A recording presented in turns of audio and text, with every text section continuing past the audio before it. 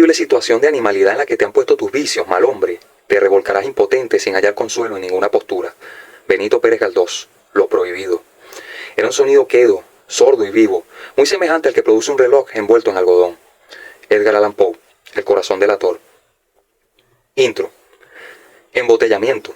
El andén se ha llenado de gente a la espera del próximo tren.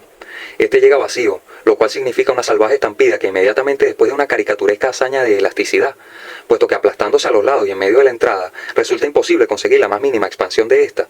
Inmediatamente después, como impulsados por un resorte o una liga invisible a la que cada quien se adhiere integrándose a la masa y su pugna por abordar el vagón, cada quien es lanzado a lo que primero es el vacío, desde donde se visualiza el punto que a toda velocidad se trata de alcanzar. Asientos, pasamanos y espacios vacíos, cómodos, a lo largo del vagón en que la masa de vez en cuando se asienta en la tranquilidad de haber dado el paso hacia la estación a la que el tren se dirige, antes o después de las demás. Cada integrante de la masa busca una estación de la que, habiendo abordado el tren, se siente más cerca, y eso le tranquiliza, como generalmente al resto.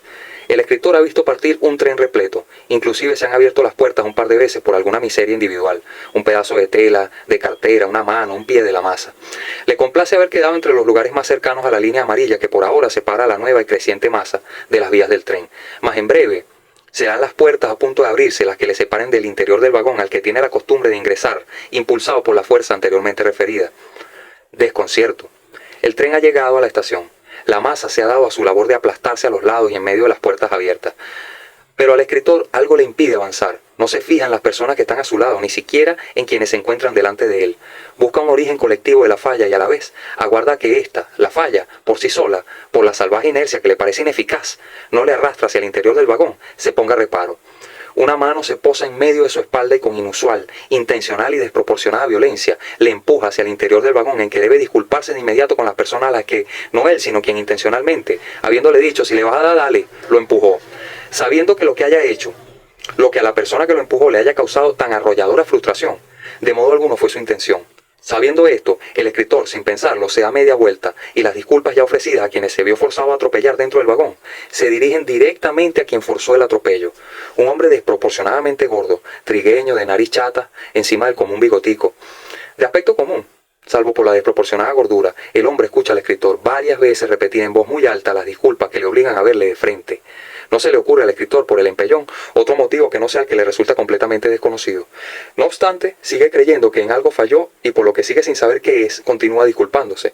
El hombre, fuera del vagón, lo mira de frente, como acusándole de algo que el escritor, desconcertado, viendo de frente aquella mirada fija, inevitable, sigue tratando de descifrar lo que el gordo debería terminar de decir.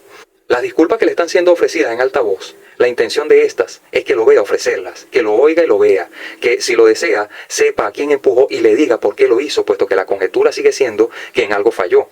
El gordo ha dejado de mirar fijamente al escritor. Intercambia mirada con otro sujeto que también se encuentra al margen del interior del vagón, detrás de la línea amarilla. El otro lo mira por encima del hombro y ambos coinciden en una cara de tabla, como la de un niño cuando se le anuncia un castigo y groseramente pone entre los hombros la indiferencia que pretende proyectar. Ya no le mira.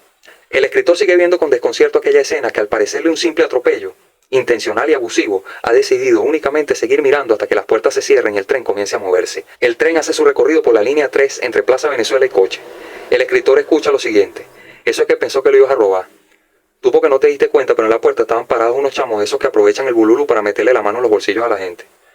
El escritor sabe solamente una cosa. De haber sido acusado de ladrón, hubiese sido él quien gritase, llama a la policía. Que venga un policía ahorita mismo, este tipo me está acusando de choro delante de un poco de gente buscando que me linchen aquí. Que venga un policía ahorita mismo y me revise el bolso, me radee la cédula y verifique mis credenciales de una vez. Lo que le vino molestando fue únicamente no saber al momento de qué se le acusaba. Ya ha tenido la ocasión de gritar en un abasto, luego de que el portugués le dijese, sácate lo que tienes ahí. Ya ha tenido, justo después de oír eso, la ocasión de gritar delante de mucha gente, llama a la policía y que me revisen aquí delante de todo el mundo. Ha tenido ocasión de hacer eso y en aquel preciso momento ver al portugués ir a esconderse a algún espacio del abasto que al escritor le resulta desconocido. Mientras otro portugués más joven le decía, déjalo así, papá, disculpa. No, pero llama a la policía, que me revisen el bolso, a ver si yo tengo algo de ustedes aquí. Revisa tú mismo, yo no soy policía, papá, pero llámalo. El escritor le dedica una nota al gordo a quien indudablemente le salió mejor quedar como un malandro que dárselas de víctima. Lo hubiese tenido que demostrar y la historia hubiese sido otra. Algunas estaciones después, el vagón misteriosamente ha quedado prácticamente solo. El ángulo inclinado de la ventana hace que el vagón reflejado en esta, junto a los pasajeros que ahí van, sea otro. El mismo vagón ligeramente inclinado hacia arriba. paralelo a la perpendicularidad que se adhiere afuera en el túnel, la oscuridad, convirtiendo en un espejo para todo. Pasajeros que ocupan sus asientos, otros que aunque haya puestos vacíos van asidos al pasamanos, convirtiendo la ventana en un espejo para todo lo encapsulado allí. Todo cuanto a sí mismo se refleja en cada ventana. El ángulo inclinado de dichos cristales hace que todo lo que reflejan sea otro mundo. Una réplica ladeada donde igualmente ladeada, hasta el infinito, al menos hasta que el tren salga de la oscuridad del túnel, se vea otra y otra más. También podrían no ser incontables las réplicas. Podría ser solo una de lado y lado.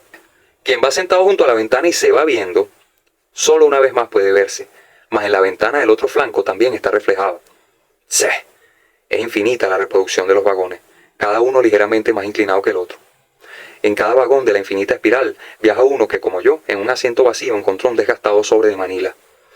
Y después de estar seguro que al ser acusado de ladrón haría que quien lo difamara se arrepintiese de ello, no obstante, al abrir el sobre y leer las memorias que contiene, balanceó la mirada de un extremo a otro, con la esperanza de que nadie fuese a reclamar aquello que saliendo al andén llevara escondido. No es de su autoría, mas por el descuido de uno, este otro y cada uno de mis dobles en la infinita espiral de vagones lo lleva en su bolso, el cual no poco me pesaría que me fuese hurtado con las memorias inéditas, eso creo, de quien por ninguna parte declaró su autoría para que, salvo prueba en contrario, pudiese ser presumida. Primera parte. La delincuencia, ya en su mínima magnánima expresión, devasta la economía de un país. No hay capital obtenido ilegalmente que no se invierta en lujos que, de modo egoísta, el delincuente se procura, y ya sea la piedra que se fuma el ratero, ya sean los gramos y medio, el whisky, las putas, el buen hotel de un paviperro ejecutivo, ya la mansión que se hace levantar el capo, dueño de las hectáreas e infraestructura en que su personal cosecha y procesa la coca, ya el soborno recibido por cada uno de los funcionarios que, apareciendo en las noticias por un incauto de 500 kilogramos, por otra parte dejaron colar 5 toneladas. Cualquiera que sea la trampa, no beneficia a nadie más que al tramposo, que solo caprichos, adicciones, problemas suyos se hallan en la urgencia de resolver. Ello nos conduce a la fatal pérdida de sumas que, no obstante su inmediata inversión, jamás pagarán el salario de maestros, policías, recolectores de basura. Claro está que la explotación es un delito, más pagando a cabalidad el salario mínimo que al obrero para nada le sirve, pagando lo establecido por la ley, cualquiera se hace rico por el esfuerzo de quienes nunca, con su salario, tendrán la misma u otra cadena de producción. No es mi narración una plataforma para denunciar injusticias sociales. Mal es que no haya sido yo mismo quien se buscara. Reforzaré mis anteriores argumentos con la narración de algunas atrocidades de las que me hallo en conocimiento, más tan solo para ejemplificar presiones sociales muy similares a las que impulsaron esta, mi trágica historia. Dinero. Necesitaba el dinero. En algún momento previo a este en que por fin me doy a escribir, cual si delante de mí hubiese un espejo mostrándome toda mi vida hasta el momento de aquel crimen que jamás debí cometer, mismo que previamente planifiqué y haciéndolo como gocé. Cual si un espejo, una pantalla de cine, qué sé yo, me mostrara lo que hice, en su momento sentí el horror, el genuino deseo de no estar sin duda alguna destinado a perecer. Lejos de intentar justificarme, proporcionaré crudos detalles acerca de mi locura. La situación desde un principio me superó. Apostada sobre la tierra en sus gigantescos pies, oculta su cabeza entre las nubes, me aplastaba. Es lo cierto que dicha frustración aplastante hizo que experimentara un profundo odio por mí mismo y este, a su vez, dirigióse al exterior. Sin saber cómo ni cómo no, ya que todos a mi alrededor, tal era mi desquiciado parecer, exceptuando mi esposa y mi hija, me debían algo, me volví una suerte de robot con mecanismo de rastreo. Andaba en busca de quien me debiese algo y fuera tan despreciable que, sin importar lo abominable de mis acciones, la humanidad tarde o temprano lo agradeciera. Por antigua o moderna que sea, no hay historia en el mundo cuyo principio, desarrollo, nudo, desenlace, en fin, tenga otro motivo: el momento en que se paga el descuido. No soy filósofo. Pienso en lo que acabo de escribir como una suerte de revelación caída en mis manos. No equivocadas, no. Digamos que algo tosca es la mano que ahora enristra el bolígrafo, con la que a pulso imprimo esta, la historia de mis fatales descuidos. Tuve serias, ahora condenadas intimidades con una amiga de mi hija, tan joven como ella. Bajé la guardia frente a una teoría que Rigual solía exponer. El hombre invisible, decía. Eso quisiera hacer algunas veces, cuando frente a mí pasan las mujeres que, bien seguro me siento de ellos, si me ven, es como si no lo hicieran. ¿Cómo quisiera entonces haber sido invisible justo antes de que me viera? Se me ocurre que ante su belleza palidezco de miedo, por cuán feo me siento, por cuán feo seguro estoy le pareceré. Se me ocurre que quienes no salimos en telenovelas tampoco necesitamos un milagro, un hecho paranormal que pudiese sorprendernos. La invisibilidad nos resulta cotidiana. Asimismo, en algún buen momento de claridad, muchos despertamos, a echarle bola y ya. Es la consigna con que desautorizamos la maldición, el resentimiento con que un hombre serio, con su determinada personalidad, su oficio y su labia, no puede ser identificado. Trabaja y no bebas, sé un genio. Poseso de una idea tal como que si por alguna razón de Dios no fuese a cumplirlos, igualmente rayano en los 40 me hallaba. Me descuidé frente a la nostalgia por el momento en que una perlada sonrisa juvenil únicamente a mí fuese dedicada. Hecho curioso, dado el infierno en que ahora mismo vivo, sumamente sencillo me resulta visualizar cada segundo de esta, mi narración. No obstante, mi fijación es por el preciso momento, el día normal que resultó ser el mío. Cada quien recordará el día en que su indecisión o su violenta determinación fuera el gran estallido, la formación del nuevo universo en que, gústele o no, todo lo anterior serán entonces consecutivas recreaciones de buenas y malas experiencias cuyo genérico resultado es la certeza de que nada puede hacerse. Ya todo está hecho. Los hechos. «Hola, señor», exclamó Nairobi, dirigiéndome la sonrisa que anteriormente referí como 2 hileras de perlas entre sus carnosos labios, enalteciendo sus pómulos, enarcando las cejas por encima de aquellos ojos tan negros como la abundante y lacia cabellera, semejante a un largo velo corrido hacia atrás, la firme protuberancia de sus nalgas, el busto firme y puntiagudo y aquella sonrisa. Necesario es que confiese que tales atributos, mi estupefacta contemplación de estos, tuvo lugar el día en que, frente a mí, envueltos en su chemise azul, con la insignia del liceo y su ajustado jean, solemnemente, parada en medio de la cocina de mi casa, los proyectó para mí y fui yo quien proyectó algún encanto, algo que la hizo sonreír e inmediatamente correr de mis ojos la santa bruma que impide a un hombre adulto, un padre de familia, ver inapropiadamente a la compañera de curso de su propia hija. Me descuidé ante la idea de haber nacido para que justo ella, justo entonces, viera en mí, no especificaré lo que proyectándome en su sonrisa, en mí mismo hallé presentable. Lo diabólico de aquel trance fue sentirme seguro, completamente seguro de que todo en mí resultaba para ella irresistible. Maquinalmente, como un depredador, analicé cada elemento de aquella escena. Verónica, mi hija, llenando con arroz, tajadas y carne mechada una vianda de plástico. Clara, mi esposa, fuera de aquel encuadre, sin embargo presente en aquel nuestro apartamento, al que acabábamos de llegar separándonos. Ella corriendo al baño, yo a la cocina en busca del café que seguramente podría recalentar, pues allí estaría. Verónica lo conoce solo por el olor, no lo bebe. Un breve y frenético momento es aquel en que se reconoce la señal emitida. Se determina, esto último, para el pudor, así como para la hipocresía, no resulta una ciencia exacta. Se determina la autenticidad de la señal e inmediatamente, ya transformados, ambos depredadores analizan el terreno en que por pudor e hipocresía puede no ser posible abalanzarse de inmediato el uno sobre el otro. No obstante, la transformación es un hecho. El mundo en que vivían ha cambiado. Imposible resulta una determinación adversa. Saben exactamente lo que quieren y es delicioso, de hecho. «Ya nos vamos», empezó a decir Verónica dirigiéndose a Nairobi. «Chao, papi». «Papi», sonreída como su amiga, frotó la yema del pulgar con la del resto de sus dedos, incrementándose la sonrisa junto a los billetes que guardó en un bolsillo de su pantalón. Dándose media vuelta recogió la vianda con que salió de la cocina seguida de Nairobi, quien, para cerrar esta escena, viéndome fijamente, se mordió el labio inferior virando y desapareciendo junto a mi hija. Sintiéndome pleno del endemoniado vigor pujante por las acciones con que anhelaba ponerse de manifiesto, pleno del vigor con que lo sabía, mis acciones debían ser llevadas a cabo en empate con la realidad, recreándola más de una vez bajo la regadera y otra más en mi habitación, en tanto se conjuraba en la cocina el denso aroma de los aliños agregados a un guiso que junto al café recién colado atrajéronme luego de que mis frenéticas proyecciones acabaran de estimular los maquinales e igualmente frenéticos movimientos de mi mano. Mis deseos, así me lo parecían, perfectamente realizables, dábanme esto una idea extasiante acerca de mí mismo. No soy patético, me decía. Soy yo quien se ha coronado, siendo esto que ni siquiera los extravagantes desdoblamientos a los que me vi obligado consiguieron agotar mi energía. Opíparamente almorcé y vi pasar el resto de aquel, mi día, envuelto en absolutamente todo lo cotidiano a ojos de mi mujer e hija, pensando en ella, Nairobi. Era otro yo quien respiraba en este mundo del que malamente le fue dado ser conquistador y por ende su implacable destructor. Más tarde, aquel día, Verónica traspuso el umbral en que su madre y yo la vimos detenerse un momento dirigiéndonos a aquella, su radiante sonrisa. Cerró tras de sí la puerta, quedando luego apostada frente a los únicos padres que había conocido. Sin imaginarse quién entonces era yo, expuso para nosotros el inventario de sus actividades con Nairobi. Clara, sin dejar de ver la pantalla del teléfono en que deslizaba de un extremo a otro la yema de su dedo, únicamente preguntaba por la calificación de las exposiciones y talleres a que Verónica nos hacía referencia. «Nairobi tiene novio», dijo. «Ah, sí», respondió la mamá, puesto los ojos en la pantalla del teléfono, deslizando la yema del anular. «Ya lo estás buscando en Facebook, ¿verdad?» «Claro, mija, yo tengo que saber con quién andas tú y quién anda con quién andas tú». «Ay, tiene 15. ¿Y qué pasa? Que es un viejo, pues ella tiene 13. Enmarcada en mi contemplación de 2 mujeres idénticas, una de las cuales, mi esposa, echada en el sofá junto a la otra, veíase absolutamente perfecta. Así vistas, eran mi obra. Mi mujer y mi hija completamente seguras de estar en su casa, porque ahí estaban, seguras, cómodas, tal y como se siente la familia que un tipo serio tiene la voluntad de formar. Yo soy un tipo, me dije, un tipo serio que se encarga de su familia. Eso las mujeres lo huelen, hasta una carajita. Estas en especial son atraídas por un tipo que se hace cargo. Es un poder, me decía una y otra vez, estupefacto ante mis inconfesables proyecciones. 1 o 2 pobres acotaciones realicé a propósito de la conversación que mi esposa e hija sostenían como 2 gallinas culecas. «Papi, ¿tú por qué no tienes Facebook?», preguntó mi hija. En habiendo escuchado esto, Clara dejó escapar un resoplido nasal, ilustrando la gracia que aquello le causaba. Las dos me vieron a la espera de una respuesta que para el viejo de la casa era más una obligación. No vale. Ambas dejaron salir copiosos resoplidos nasales en tanto al mismo tiempo se doblaron a reír convulsivamente. Ya el rey, que también era el bufón, había cumplido con su responsabilidad de divertir a la reina y a la princesa de aquel, nuestro castillo. Entonces con urgencia necesitaba salir del apartamento a crear una falsa cuenta de Facebook, localizar a mi hija y entre sus contactos a ella, Nairobi.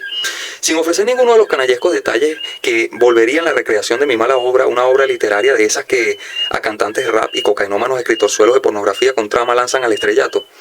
Sin cometer tal imprudencia, que para quien la leyese derivaría en un suicidio cultural e incluso espiritual. Diré tan solo que por medio de mi falso perfil, entre los amigos de Verónica localicé a Nairobi, diciéndole quién era y lo que quería. No pasó mucho tiempo, en solo minutos obtuve respuesta. Luego de un extenso, también irreproducible intercambio de mensajería privada que incluyó vergonzosos archivos fotográficos adjuntos. Luego, como acordamos, vino a mi apartamento, donde, ausentes Clara y Verónica, mi crimen hubo de consumarse sobre la cama donde mi esposa horas después plácidamente dormiría. Algo muy similar, o una sensación exacta a la que me invadió esa misma noche viendo a Clara mientras dormía. La misma ira desesperante contra el tiempo que se negaba, se sigue negando a volver sobre sus horas, a darme la oportunidad de no haber hecho lo que hice. Algo así me atormentaba mientras leía el mensaje de Nairobi en la mensajería privada de mi falso perfil.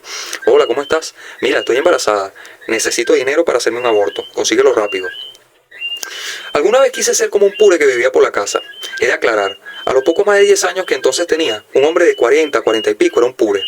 Aquel hombre sostenía relaciones con la novia de un poeta, un artista muy joven que para mí también era un tipo. A sus 23, más o menos la misma edad de su novia, su esposa, como solía referirse a ella. Con esa edad, no tan avanzada como la del pure, igualmente proyectábase frente a mí como un viejo. Esto no obstante, nada impidió que otros niños y yo presenciáramos aquel drama. El poeta con su obra inédita bajo el brazo, sin tabaco, golpeando a su amada por puta. Esto último profiriéndolo como un anuncio impresionante, desgarradora resonancia en toda la cuadra. El puro inmutable veía la escena posterior a las numerosas tertulias en que riendo a mandíbula batiente había se referido al poeta como un charlatán del que también ella se burlaba en los encuentros que describía sin omitir ni siquiera el más ignominioso detalle. Inmutable frente a la escena, sin retroceder, tampoco intervino. Con expresión taciturna lo vio todo, y finalmente, habiendo desaparecido el poeta y su mujer de aquella nuestra cuadra, habiéndose ido juntos, luego de que otros hombres que también solían hablar de ella, no por amor, por lo irritante que hallaron siempre al poeta, se animaran a darle la paliza por la que ella, probablemente llena de remordimientos, empezó a gritarles que lo dejaran. Maldito, gritaba entre las convulsiones del llanto. El pure, inmutable, dio más tarde su parecer. En eso no hay que meterse, empezó a decir, pero eso sí, a mí que no me diga nada porque yo sí lo iba a encender. No joda, ¿eso es culpa de quién? De él, ¿verdad? ¿Es o no es verdad? He de confesar también que me hice rápidamente la fantasía de un escenario, si bien no exacto al anteriormente descrito, algo ligeramente parecido. Una situación que me hiciera ver superior a cualquier jovenzuelo cuya juventud, por mucho que me molestara no poder volver a tenerla, por más que se la envidiara, no fuese rival para mi vigor, para las cosas que yo sí tenía. Es probable que algún día hubiese caído en cuenta que, descartando algún trágico accidente o enfermedad terminal, irremisiblemente voy para viejo. En tanto ese muchacho, comparado conmigo, iría siempre para joven. Y quizás también desharíase de Nairobi, por loca, por sostener relaciones con un viejo frustrado y con otros muchachos, pues todo viejo frustrado, envidioso, arranca desde muy joven su carrera, con todo aquel que le recuerda el amor o en su defecto, la correspondencia de la que no es destinatario, la misma que se muere por abrir. Eso probablemente hubiese ocurrido y la vida de cada quien, repleta de secretos, remordimientos y nuevas esperanzas, hubiese continuado. Confieso haberme encolerizado ante la imposibilidad de vivir algo de lo anteriormente descrito. Por el contrario, de modo inmisericorde, me fue enviada la señal, el brillante anuncio de una tragedia. Siendo esto que, si mi mujer e hija llegaban a saberlo, me volvería para ellas un monstruo del que huirían despavoridas, sin poder escapar de la vergüenza que, siempre por mi causa, las perseguiría. No llegué a ser el pure con su expresión inmutable, no. Fui entonces un pequeño ser, pensando, loco, pensando en lo injusto de que el tiempo no fuese a retroceder. Ninguna otra solución se me ocurría. ¿Qué responder? Ni eso supe. Es usualmente el hombre casado, quien primero piensa, propone, exige el aborto. Ahora que lo pienso, es tanto lo que acostumbramos creer en nuestro legítimo derecho a ser insensibles, que no hacemos más que llorar o estar a punto de hacerlo al ser igualmente maltratado. Poco me faltó para llorar. Tenemos relaciones, pensé, tenemos relaciones y ninguna debilidad siente por mí. No me hace tener que decidir, ya ha decidido que no me quiere y tanto menos a un hijo mío. ¿Pero estás segura?, le escribí. Sí, respondió con aquella odiosa P al final. Consigue rápido esa plata. Ajá, pero ¿cuánto es? Oye, va a salir caro. Acuérdate que yo no puedo abortar en una clínica, tiene que hacerse bajo cuerda y por eso el médico cobra más. También corre un riesgo al practicar el aborto. Velo de esta forma, ni yo tendré lío con mi familia ni tú con la tuya, y la mía también. Imagínate semejante rollo, irías preso por violador. Mi papá y mis hermanos hasta no verte en el hueso no se quedarían quietos. Como una gandola sin freno, el recuerdo de aquello que nunca debía haber hecho impactaba una y otra vez contra mi expresión aterrada. Creo haber referido al monstruo que con mis pulmones respiró el oxígeno de este mundo que vino a destruir en un momento cualquiera, puesto que, ya lo he dicho también, solamente una fracción de segundo requiere la idea para hacer voluntad, la mala voluntad del monstruo que sinceramente no se vio venir. Como hambriento y sin comida en la casa, como si por alguna guerra tuviese hambre desde hacía ya mucho tiempo y la desesperación que ésta me causara fuese la misma idea de salir corriendo, de no poder quedarme a morir en la casa, de tal modo salí disparado escalera abajo, queriendo llorar mi desesperación, desesperado al no poder hacerlo. Habiéndome referido al monstruo, dije también algo referente a un criterio suyo, bastante similar al que de primera mano impulsó el crimen de Raskolnikov. Un estímulo justiciero fue la primera capa que al retirarse dio paso a la copiosa generación de desafortunadas situaciones que la guardaban. Pretendo ser honesto. Dicho lo cual, no diré que al hombre cuya vida seguí al toparme con él justo al pie del tramo escalonado precedente al rellano y al pasillo del piso al que trasponiendo la puerta se accedía, no puedo decir que por sus crímenes lo haya estado cazando. Murió porque siendo piedrero, habiendo molestado una vez a Clara y a otras mujeres, al menos una vez, con terribles palabras, amenazas de violaciones y demás, aunado a ello los robos que había realizado en el bloque donde también él vivía, por decirme, te vas cagando, al verme pasar, y no menos importante, porque yo aún ignoro la razón, en medio del paroxismo, tomé de la caja donde éstas yacían una pequeña serie de herramientas que llevaba en los bolsillos con la delirante idea, la esperanza de hallar a quien comprara en su justo valor un martillo, un destornillador de paleta, uno de estría, una piqueta y un metro. ¿Te vas cagando?, preguntó con su rostro cadavérico, sosteniendo en una mano el encendedor y en la otra la lata cuyo costado había hundido, creando la concavidad en que abrió los hoyuelos, encima de los cuales echó ceniza y sobre esta colocó la piedra que ya se había fumado. No siendo otra su nota que la de caer en grotescos estados de excitación, en diversas ocasiones le hallaron en aquel u otros rellanos, satisfaciendo el deseo, nada íntimo, que la droga desencadenaba en él. No pocas fueron las mujeres, algunas no tan afortunadas como las que consiguieron dejarlo atrás sin que nada en su acoso, su persecución les arrebatara. Había sido mi esposa una de las mujeres hostigadas por aquel muchacho enfermo que, debido a ser hijo de un funcionario, se hallaba hasta entonces cuidado. Llevaba el martillo junto al destornillador de paleta en el bolsillo trasero que maquinalmente tanteé. Siendo el mango más grueso al que me aferré y alzándolo sobre mi cabeza, delante de su abismada expresión, asesté en su frente los 4 martillazos que me libraron de la obsesión por eliminar cualquier posibilidad de que se levantara y aún de que pudiese gritar. Asimismo ha de ser el afán del soldado que en batalla, a menos que lo maten, no deja de matar hasta sentirse completamente seguro de que nadie lo matará a él. Como quien al disponerse a quemar un panal de avispa, háyase obsesionado por eliminar a todos y cada uno de los integrantes del batallón que lo embiste. Únicamente la lata de Coca-Cola pudo hacer algún sonido cayendo en el rellano. Sin embargo, fue su cráneo al partirse, deformarse, más y más con cada golpe asestado. Fue esto último lo que resonó en mis oídos, el instante del que requerí para cerciorarme de lo efectivamente muerto que estaba ese cuerpo raquítico cuyo cráneo y parte del rostro lucía completamente abollado entre borbotones de sangre que comenzaban a escurrir de sus orejas, párpados y abolladuras en la frente. Las manos le habían quedado cruzadas encima del pecho, mas no como las de un difunto en el féretro, más bien como las de una persona con artritis. Las piernas arqueadas, como si sentado se hubiese recostado en la escalera, hasta que su cabeza estallara. Confieso que los pocos segundos en que me di a contemplar aquella imagen horrible no anduve sino en busca de la certeza de que no se levantaría. Con el hombro derecho empujé la puerta que comunicaba el pasillo. De un extremo a otro balanceé la mirada, cerciorándome de que no hubiese nadie, y me dirigí al cuarto de basura. Todavía en el presente, como de otras, muchas de mis acciones, ignoro el motivo de no haber sencillamente vuelto sobre mis pasos y después de lavarlo, haber guardado el martillo junto al resto de aquellas herramientas en la caja de las que por mí fueron extraídas. Es lo cierto que entré corriendo al cuarto de basura con la firme intención de lanzar por el bajante aquel martillo que, si bien no se precipitó por el ducto, fue la causa de que me hallase ahí, cayendo en cuenta de la insensatez que significaba deshacerse de un arma homicida sin que estuviese envuelta en algo que pudiera impedir su visualización al momento en que el conserje llenara las bolsas en planta baja. Ello en caso de que no estuviese ahí justo cuando la herramienta, manchada de sangre, cayera.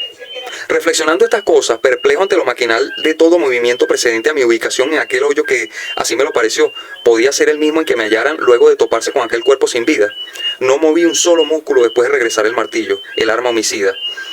Después de reponerlo en mi bolsillo trasero, ni un músculo movía, cual si me hubiese convertido en alguna clase de radar para todos los sonidos que, lo sabía, el más leve suspiro me impediría escuchar. Sucedió entonces. Apareció el duende. Casi 10 años habían entre aquel momento y una tarde lluviosa en que, hallándome solo con mi hija, esta me hizo notar la presencia en el apartamento de un visitante. Asomado tras una hoja del closet, mi hija de 3 años, alargando su manita y apuntando con el pequeño índice, me lo mostró tal y como 10 años después nuevamente lo vi. Tratábase de un matero con tierra y la menuda excrescencia de un tallo y las ramas y ramitas igualmente secas que sobresalían a sus costados. Una maqueta de lúgubre escenografía donde un árbol muerto hace pensar en hombres ahorcados, balanceándose en sus ramas o sin ahorcado, este mismo anteponiéndose a la figura de un castillo medieval con el fulgurante ornamento de la centella que alumbra en el cielo nocturno. Justo ahí, a un costado de la maceta, como atrincherada, una figurita negra, una sombrita de largas extremidades y un cráneo cuya forma no acierto aún a definir con propiedad. Me observaba. Sé que lo hacía, puesto que al ser yo quien la viera, tornó a desaparecer. Velozmente se ocultó tras el matero. Como cuando mi hija me observaba sonreída con la ilusión que le hacía verme involucrado, en conocimiento de un mundo cuya existencia no todos los adultos que la rodeaban podían ver. Inmediatamente di los 2 o 3 pasos requeridos para quedar inclinado justo sobre la maceta en torno a la cual nada vivo, ni siquiera cucarachas había. Una palabra o dos a propósito del apartamento, el conjunto residencial que habitaba junto a mi familia. Tapiado por las bases de estos edificios yace el cementerio de los hijos de Dios, que por disposición, planificación urbana del general Marcos Pérez Jiménez, reitero, yace bajo la fundación de nuestras garitas domiciliarias. Suelen los cronistas desatar controversias al no definir con propiedad tales historias como fenómenos paranormales o mero producto del imaginario colectivo. Sin embargo, no fue el fervor religioso ni el ya mencionado imaginario. Debióse mi estupefacción a una fantasmagórica certeza de la existencia de seres cuyo libre paso a través de puertas interdimensionales tornales ubicuos. Quizá hayan sido esos cuentos de duendes que al pie de un árbol muestran al avaricioso el oro que al llegar ve al pie del otro árbol y así lo van perdiendo. No me meteré en más problemas de los que ya tengo. Una larga enciclopedia de fantásticas narraciones puede hacerse con el testimonio de hombres, mujeres, niños y ancianos de esta zona. Incluso el programa radial Nuestro Insólito Universo dedicó uno de sus espacios a la difusión de tales narraciones. Únicamente diré que otra vez lo vi y otra vez desapareció, dando la impresión de haber estado observándome y haber huido al verse descubierto. Ciertamente, la diferencia entre un escenario y otro hizo que volviera de aquel ensueño a la realidad. Queriendo rehacer mis pasos, abrí y cerré detrás de mí las 2 puertas que me separaban de aquella escena. Del rellano al pie del tramo escalonado en que yacía el piedrero.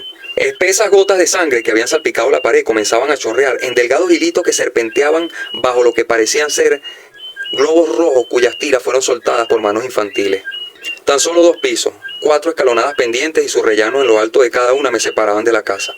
Vi el cuerpo una vez más y arrimado al barandal, cuidando de no pisar la sangre, dispúseme a correr escaleras arriba. Sucedió entonces que un movimiento involuntario alara mi barbilla. Viendo por encima del hombro, sé bien que lo hice por querer hacerlo. Imposible me resultó dejar de ver el fajo de billetes que sobresalía en el bolsillo de su pantalón. Confieso que, aferrado con una mano al barandal, estiré la otra hasta el bolsillo del que sustraje los billetes. Nuevamente mi radar se activó. Balanceando mi estupefacta expresión desde la puerta que detrás de mí acababa de cerrar, pasando por el cadáver y finalmente hacia el rellano que aún no había pisado. A lo largo de casi un minuto no respiré, queriendo constatar si las voces, los pasos, el alud de sonido que por todo flanco embestíame, queriendo ver, oír su confirmación, mas no la hubo. Guardando el dinero en mi bolsillo, apresuradamente subí las escaleras, abordé mi pasillo y entré a mi departamento. Sin poder pensar en algo más, corrí al baño para lavar con agua hirviendo la sangre que había en el martillo. Mi cara en el espejo, en un acto de humildad, no quiso verme. Volteé a ver el reverso de la franela cuyo borde inferior sostenía entre los dedos de mi mano derecha. Tenía manchas de la sangre que había quedado en el martillo. Este último, después de lavarse, junto a las demás herramientas, fue a parar en la caja de donde había sido extraído. La franela, empapada en querosén, ardió hasta hacer solo cenizas en el metálico balde que bajo la ducha llené todas las veces necesarias para dejarlo reluciente. El agua con cenizas y querosén fue una y otra vez descargada en el inodoro, y mientras abrochaba los botones de otra camisa escuché un tenebroso alarido femenino. Listo, me dije. Alguna mujer se topó con el cuerpo y este de inmediato se tornó en el desvanecimiento que la imagen debía haberle ocasionado. Mismo al que inútilmente resistióse queriendo ahuyentar con alaridos la desesperación que tal imagen le ocasionara. Son detonantes, llaves que abren las fauces de un abismo al que gritando se resisten a aceptar que ya cayeron. A esto le sucedió un gran revuelo de pasos, gritos y murmullos. Sabiendo que mi esposa e hija, quienes mucho antes de abrir la puerta del apartamento por diversos medios, lenguas, de comunicación habríanse dado por enteradas de lo ocurrido y querrían frenéticamente compartirme sus impresiones, sabiendo que les extrañaría el que yo nada supiera, también salí a ver qué había pasado. Ni siquiera llegué a ver el cuerpo. En torno a este, numerosas personas concurrían llenando la escalera hasta el rellano en que por el corro y sin estar disimulando, quería verlo, me esforzaba por ver encima de su cabeza. ¿Qué pasó?, pregunté a una vecina. ¡Ay, ese muchacho!, dijo esta con la mirada fija en todo flanco que pudiesen los concurrentes dejar libre a su curiosidad. A causa de su estatura, considerablemente inferior a la mía, haciéndose a mi hombro, se alzaba una y otra vez sobre la punta de los pies. ¿Quién?, pregunté. Para esta nueva pregunta su respuesta. El tono de su voz fue más discreta. El sádico ese, el piedrero, lo mataron ahorita. ¿Ahorita cuándo? Ahorita, eso fue ahorita, siguió diciendo. Y por primera vez, con los ojos bien abiertos, cual si fuesen a saltar de sus cuencas, tornó a verme. Que Dios me perdone, pero se lo merecía. Clara y Verónica llegaron de noche con las esterillas de goma espuma en que se sentaban y acostaban y ni sé qué más harían en la clase de yoga a la que sin falta cada viernes asistían. Tal como lo predije, llegaron hablando de aquello a lo que aporté mi breve, más razonable impresión. Escuché un grito. Esa fue Zoraida, me atajó Clara. Pobrecita, me dijo su hermana que tuvieron que darle unos calmantes, todavía está dormida. Sentí pena por aquella mujer amiga de mi esposa, prácticamente tía de mi hija.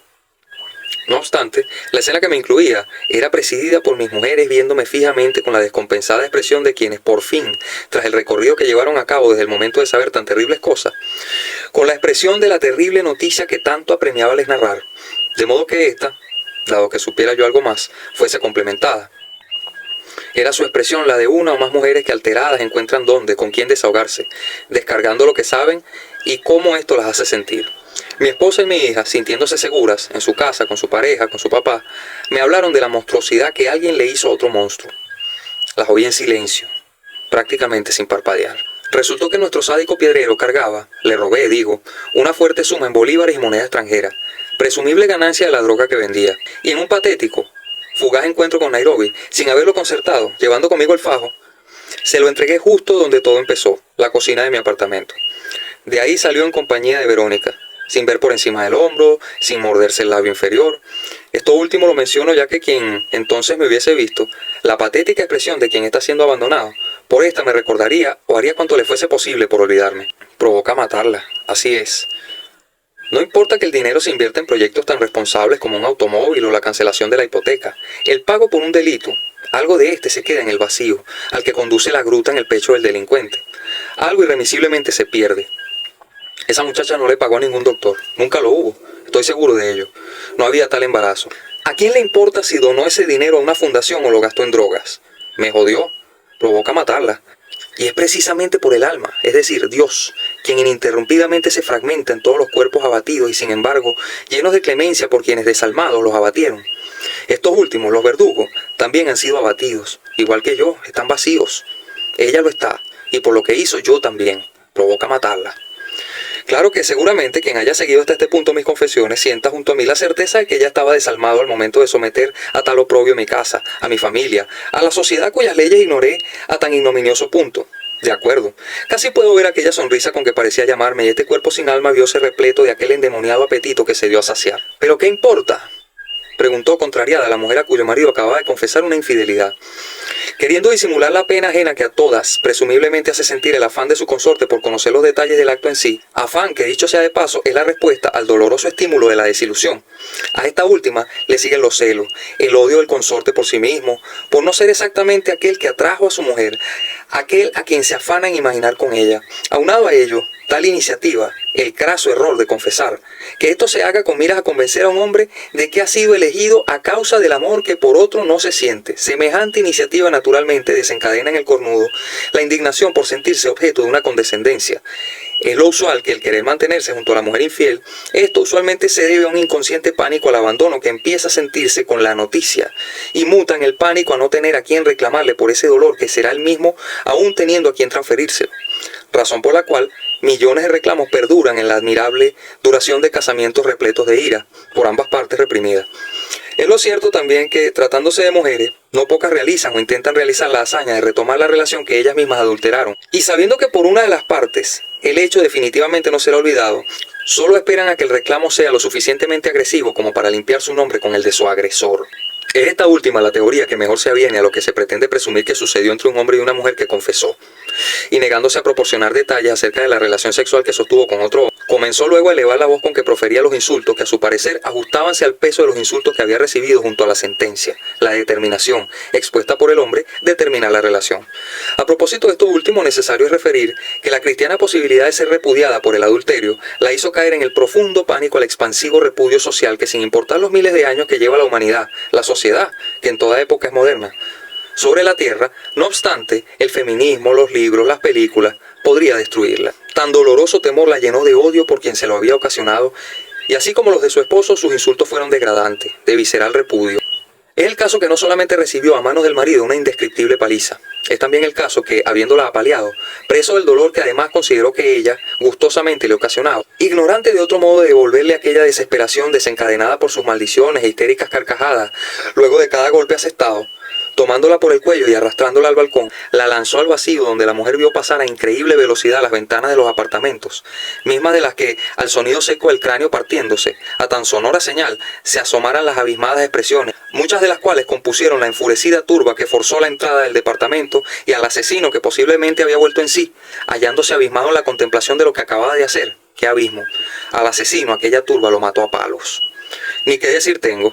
Allí estaba yo, repleto de ira, con ganas de matar, haciéndolo. Harto conocido es el pandillero criterio de que mientras más participantes haya durante la golpiza, mayor aún es la posibilidad de acabar formando parte de una identidad colectiva, y aún más posible resulta que la comunidad de la que se es tan solo un fragmento sea como Fuente Ovejuna, exonerada de todo cargo. Más de ello nadie, absolutamente nadie, podía estar seguro. El homicidio de la mujer, el feminicidio, salió en las noticias y en efecto la comunidad fue identificada como quien masivamente reaccionó.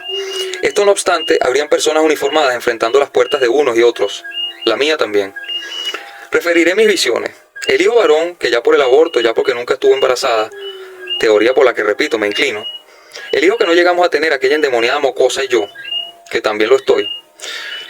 Nuestro hijo comenzó a aparecérseme, primero de un modo fugaz, como el elemento de uno solo de los muchos fotogramas refractados en la luz de un proyector de Super 8. El ojo humano registra 24 cuadros por segundo. 24 fotogramas refractados hacia la pantalla por la luz de un proyector generan, en el lapso de un segundo, una imagen en movimiento. Claro que se requiere de 1440 fotogramas para proyectar en Super 8 un minuto de video. Digamos que en solo un segundo veía pasar 24 fotogramas de un niño en edad de lactancia que, sostenido el escenario, desaparecía de este. Progresivamente los fotogramas aumentaron. La imagen del niño prevalecía. «Cuidado, hijo», exclamé una mañana delante de Clara y Verónica. Lo vi levantarse usando como respaldo la pared sin que sus piernecitas pudieran sostenerlo más de 5 segundos antes de que cayera sonreído sobre su posadera. La expresión descompensada de mis mujeres al ver aquello me recordó, aún sabiendo que no respondían al mismo estímulo, me recordó sus caras al verme cruzar la puerta luego del gran revuelo que generó el linchamiento. Hecho curioso, el mismo duende cuya presencia en el apartamento mi hija alguna vez me hizo notar, el duende que me observaba en el cuarto de basura, pasó a ser mi hijo quien señalara la hoja del closet, el ángulo de la pared, la maceta donde, tornando a ver, lo veía esconderse como si observarme y desvanecerse al ser descubierto, como si solo eso, en alegre contubernio con el niño, hiciera. El hombre uniformado que tocó a mi puerta esa mañana en que desperté y estaba solo, Clara y Verónica se habían ido. La maleta que guardábamos bajo la cama no estaba, nuestro armario y el de Verónica estaban vacíos, huyeron de madrugada. Era el padre del joven cuyo cráneo reventé con mi martillo. Visto así, de cerca, podría decirse que su hijo se parecía mucho a él, con la obvia diferencia de una robusta complexión, las mejillas infladas y surcadas de hoyuelos que hacían pensar en cicatrices, en una vida ajetreada, repleta de violencia o simplemente una fuerte quemadura que también pudo ser traumática. El cabello encanecido, como los cañones que asomaban en los ya mencionados hoyuelos. Es lo cierto que aquel funcionario, cuya mirada proyectaba la misma oscuridad con que su hijo preguntó si me iba cagando, es lo cierto que venía por mí. «Buenos días», empezó a decir con gran aplomo. «Estamos pasando lo que podríamos denominar una revista». En esto fue sentencioso, como si no pensara decir otra cosa, en tanto sin disimulo me veía de hito en hito a la espera de una respuesta que me pareció debía darle. No lo hice y quizá mi silencio había sido una de las respuestas que había contemplado. «Me imagino que sabe algo sobre lo sucedido el pasado viernes». «Si usted lo dice». «Disculpe». «¿Qué es lo que usted cree que yo sé?» «Yo por ahora no sé qué creer. Usted sabe, creer es un compromiso, digo. ¿Se cree algo o no se cree nada? ¿Entiende?» Esta, su última sentencia, la oí en tanto, viendo con el rabillo del ojo a mi hijo, que apuntaba con su manita hacia el balcón, vi también al duende, como siempre escondiéndose al ver descubierto su espionaje. Para entonces aquel funcionario sabía que participé de la golpiza que mató al feminicida. Sabía que maté a su hijo y hurté de su bolsillo el dinero que le di a una mocosa para que abortara al niño que ahí estaba delatando el escondite del duende. Lo sabía. «Cuidado, hijo». «Disculpe, señor». Me hallo en prisión, el infierno. Ya que la infraestructura originaria colapsó y la población penitenciaria de la que ahora formo parte necesariamente se adaptó, vivo en un barrio construido en el patio de la prisión. A veces pienso en mi hijo, aquel nonato habitante de la memoria en que se yergue silencioso un castillo con sus paredes pobladas de nichos. Paredes que en cualquier fotografía, cualquier pintura, buena o mala, del cementerio de los hijos de Dios hacen pensar en Hojaldre. El entonces momento en que las fotografías fueron tomadas y los buenos y malos cuadros fueron pintados, el entonces secular encalado era como piel escamosa, por todas partes agrietada. No obstante, aquel muro de hojaldre, poblado de ventanas con grabados increíblemente más antiguos que todas las imágenes que resulte posible reunir, con los nichos del borde inferior tapados por la desaparición de toda una mantuana genealogía o la indiferencia de ésta por la maleza erguida al pie de la fúnebre muralla. Esta última, sin embargo, armoniza, como natural estructura, como un árbol, una montaña.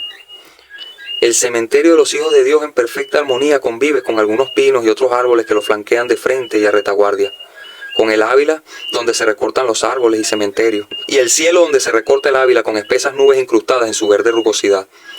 Todos y cada uno de estos elementos encapsulados en el silencio que guarda celosamente un secreto. Pienso en mi hijo, aquel nonato habitante del silencio tapiado por las fundaciones de aquel conjunto residencial, donde ahora pertenece a la célebre foto familiar de los espíritus, aparecido en quienes cree, quien así lo desee.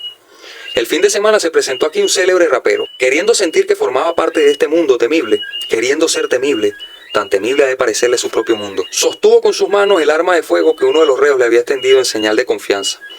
Esta última, al ser vista en su mano por los verdes, fue entonces el motivo de que lo rodeasen diciéndole que se quedaría ahí por esa bicha solicitada. Algunos lo cuentan riendo a mandíbula batiente. Yo no. Me condolió verlo implorar clemencia como un niño que solo quería volver a la casa, donde a nadie se le saliera el corazón por la boca debido a tan ridícula desgracia. Finalmente, habiéndose divertido, lo dejaron ir. Me dio vaina con él. Bueno, eso no le vuelve a pasar.